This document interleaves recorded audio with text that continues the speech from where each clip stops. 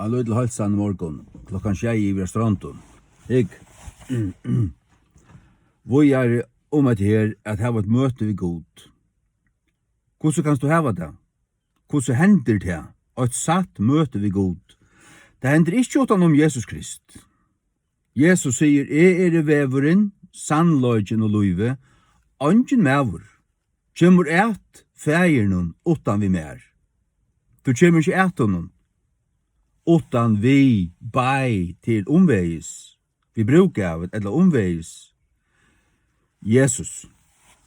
Det vil si at du skal ha en åpenbering av Jesus, og han ser fullgjørt av verset hva det holder kviler av. For en sattmål kommer til Guds under gamla eller nudja. Nå du kommer til Guds under nudja sattmål, nudja testamenten, og Jesu blaue. Ja, så måste du ha en rett av fætan av tog, og til hjertet må ha en åpenbering av tog, og anden må dreie det og kalla det. Og her det åre. Martin Luther, han kom røyande i et sånt hestar kvöld, og så kom stormor og tårans lau, og han rann undan tårene, og han be til Sankta Anno. Han be også til Guds, men han blandar Sankta Anno på, og han sier, God, hvis du spærer meg, så skal jeg gjøre mitt liv til å blå munker. Og God sparte så han sa liv, han har givet et liv til han tårt seg fra til, og så gav han sitt liv til å blå munker. Han gavst vi å lese til sakførere. Han ble ikke frelst av tog hendingene. Nei. Når ble Martin frelstur? Han var munker i 2-3 år, og så han større latin bibel her, og han begynte å lese i Romerbraunen, og året begynte han fasta i be og søkte god. Og så gong det opp for noen at det ikke vi verskom, men vi trygg. Og ikke bare trygg, ut i Tømmanheim, nekka som tukast. Han begynte å skilja hva trygg vi trygg var allit, fullvissa, om det som god utgiv, og vi ikke kunne gjøre nekka sjálve. Vi må takka med det, men teker du med det, så blir det nødje skapninger. Du blir nødjer, du brøytest. Og til hendte vi Martin Luther. Og til hendte også vi Hans Hauke, i Norra. Ja, men han du hørte jeg så sendte at han papi hans helt husandakt, og han var egentlig avhåver, og var alltid til Guds år, så han kjente fakta, han kjente læren og alt det, det alt godt om det, men det må ikke ende her, du skal komme mal vi tog.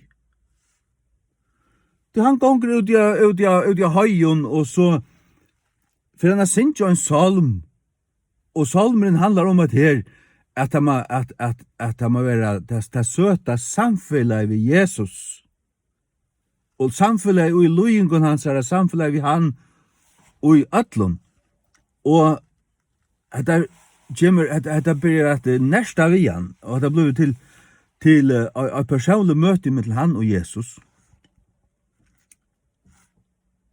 Han vært møte ved Jesus, ikke ved Jesus.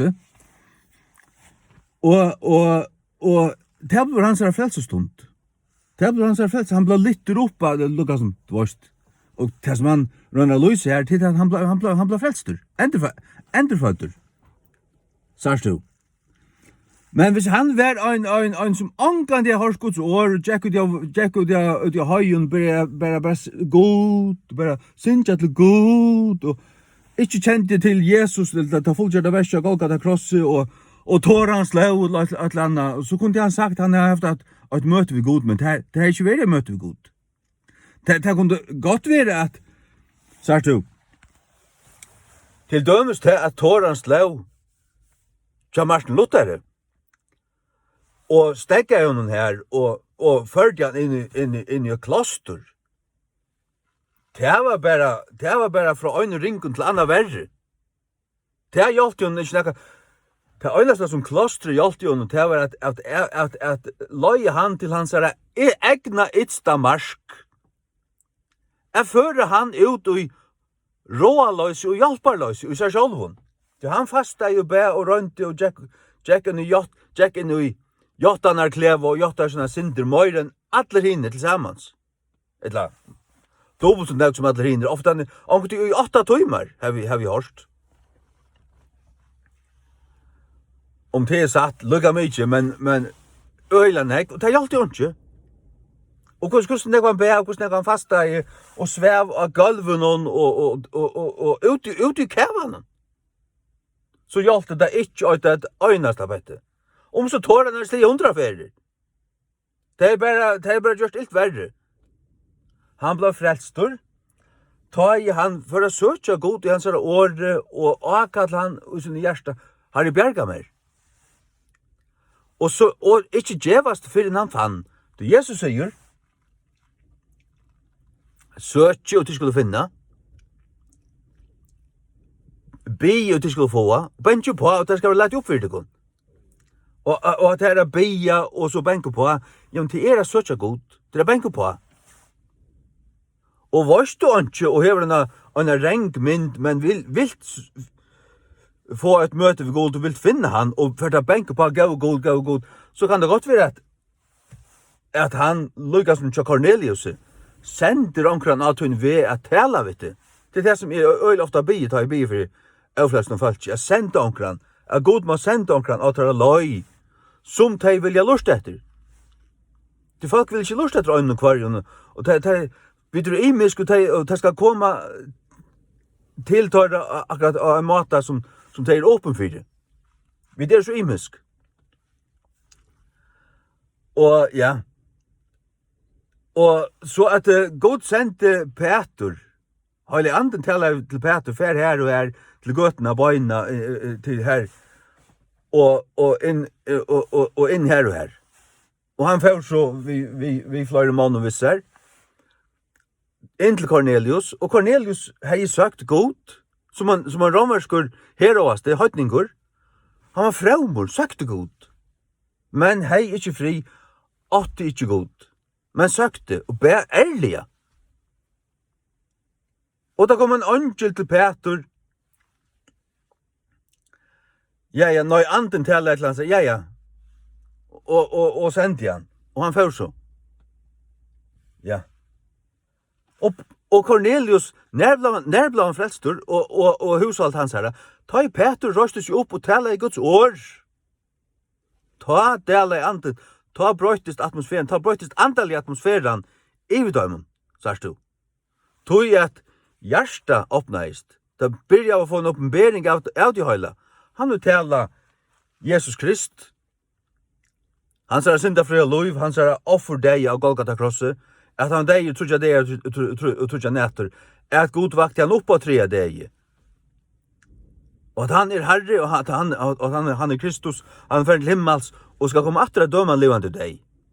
Han har prætikat alla slä tingen här. Levande. Som øyn som øyer Jesus. Ikke bare kjenne lærerne. Og medan han taler her, og gjerningen av apostlene tog, så fettel anden iver alt de som hørte året. Halleluja. Søk godt. Men det stendig skriva i Romerbraun at hvert han som avkallar navn Herren skal være frelster.